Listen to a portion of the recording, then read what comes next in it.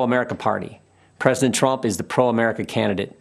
This election is about who can preserve the values, principles, and institutions that make America great. Don't believe me? Look at what's happening in American cities. Cities all run by Democrats. Crime, violence, and mob rule. Democrats refuse to denounce the mob, and their response to the chaos? Defund the police, defund Border Patrol, and defund our military. And while they're doing all this, they're also trying to take away your guns. Look at the positions they've taken in the past few months. Democrats won't let you go to church, but they'll let you protest. Democrats won't let you go to work, but they'll let you riot. And Democrats won't let you go to school, but they'll let you go loot. President Trump has fought against each of their crazy ideas. He's taken on the swamp, all of the swamp, the Democrats, the press, and the never-Trumpers. And when you take on the swamp fights back. They tried the Russia hoax, the Mueller investigation, and the fake impeachment. But in spite of this unbelievable opposition, this president has done what he said he would do.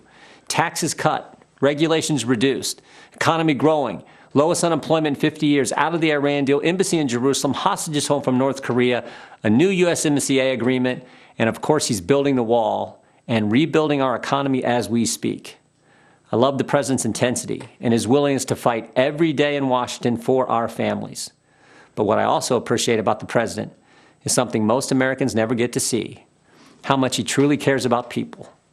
Our family has seen it. 2 years ago, our nephew Eli was killed in a car accident.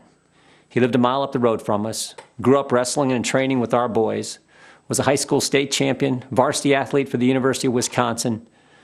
It was a Saturday morning, 3 days after the accident. I walked to the car to head up to Eli's parents' home when the president called. We talked about a few issues, and then he asked how the family was doing. I said, "They're doing okay, Mr. President, but it's tough." The president said, "Yeah, losing a loved one is always difficult, and it's really tough when they're so young." I then said, "Mr. President, I'm actually walking into their house right now. Obviously, they don't know that I'm talking to you, but if you'd be willing to say hello to Eli's dad, you'd make a terrible day a little less terrible." "What's his name?" the president asked.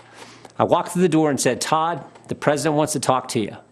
For the next 5 minutes, family and friends sat in complete silence as the president of the United States took time to talk to a dad who was hurting. That's the president I've gotten to know the last 4 years. The president who shared private moments like this with soldiers, victims of violent crime, and people who've had businesses destroyed by the mob. That's the individual who's made America great again, and who knows America's best days are still in front of us. And that's why I'm busting my tail to help him get reelected. I'm asking you to do the same.